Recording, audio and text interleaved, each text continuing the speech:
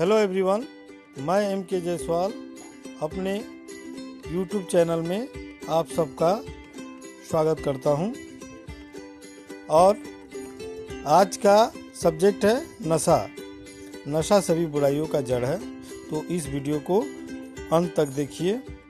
और हाँ, मेरे इस वीडियो को लाइक, शेयर और सब्सक्राइब करना न भूलें। और वीडियो के अंत में यह अवश्य लिखें कि यह वीडियो आपको कैसा लगा। कहानी है एक गांव की। एक गांव में दूसरे गांव से एक चोर आता है और उस गांव के लगभग सारी मुर्गियां चोरी कर लेता है। और वह एक पंडित से मिलता है जो उसे अनजाने में उस गांव से मुर्गियां लेकर भागने में सहायता करता है। लेकिन वह चोर भाग नहीं पाता है और राजा के सिपाही उसे पकड़ लेते हैं और राजा के पास उसे लेकर जाते हैं। और बात बात में वह मुर्गी चोरी की बात कबूल करता है और कहता है कि उसे भागने में एक पंडित ने सहायता की है। उस राज्य में राजा द्वारा चोरी और चोर की सहायता करने वाले को कड़ा दंड था। 500 कोड़े लगाया जाता था।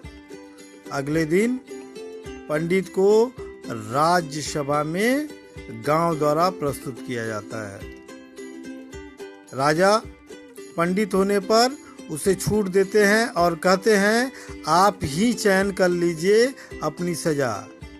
नंबर 1, या तो 100 कोड़े खाइए।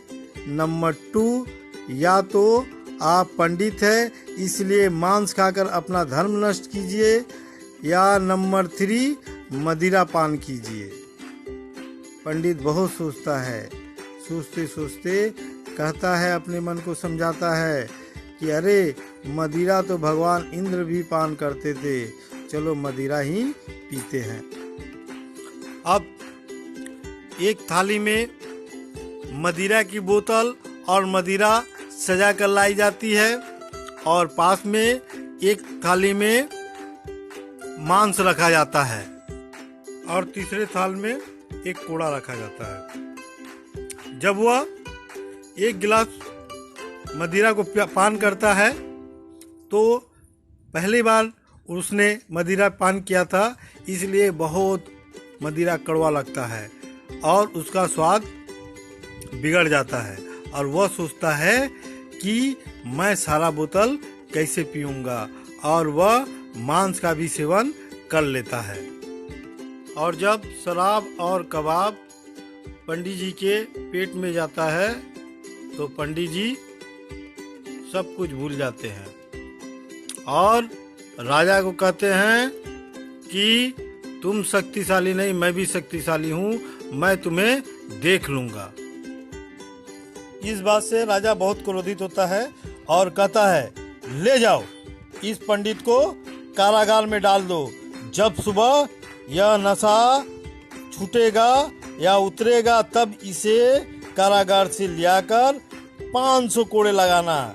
उसके बाद इसे कारागार से मुक्त कर देना। और सैनिक ऐसा ही करते हैं। तो साथियों, इस कहानी से हमें यह सीख मिलती है कि नशा सभी बुराइयों की जड़ है। हमें नशा नहीं करनी चाहिए।